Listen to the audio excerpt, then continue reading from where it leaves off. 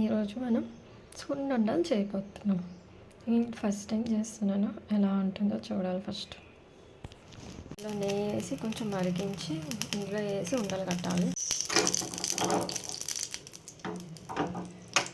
చూద్దాం, కొంచెం నెక్స్ట్ మళ్ళీ కొంచెం వేద్దాం. కరిగిపోయింది, సో చూద్దాం. సరిపోదు అని అనుకుంటున్నాను. Let's see. పట్టాను, యాక్చువల్లీ ఇది మరపట్టించా అనమాట. షుగర్ కూడా కలిపేసింది, జస్ట్ నెయ్యి వేసుకొని కలుపుకోవడమే. సో ఈ స్టవ్ ఆఫ్ చేసుకొని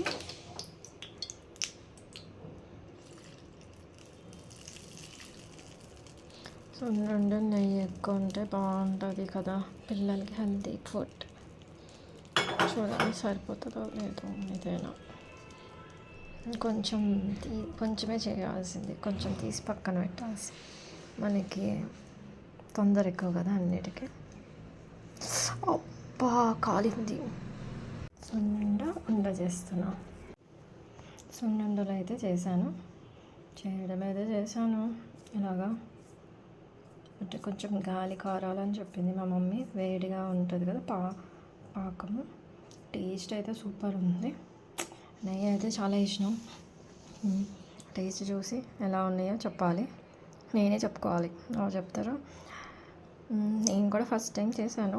సక్సెస్ అయినా ఫెయిల్ అయినా సరే యాక్సెప్ట్ చేయాలి.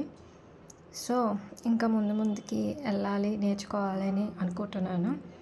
నాకు ఎప్పటి నుంచో రిబ్బన్ పకోడా చేయాలని ఉంది, కానీ నెక్స్ట్ రిబ్బన్ పకోడా ట్రై చేస్తాను.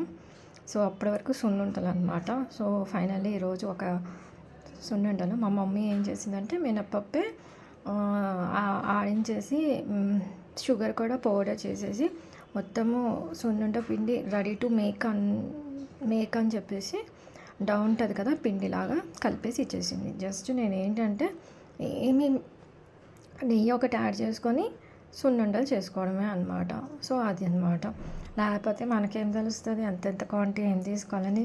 రెడీగా ఉంది కాబట్టి నెయ్యి వేసుకొని చేసేసాను అనమాట. Okay, please subscribe my channel. Thank you, bye bye.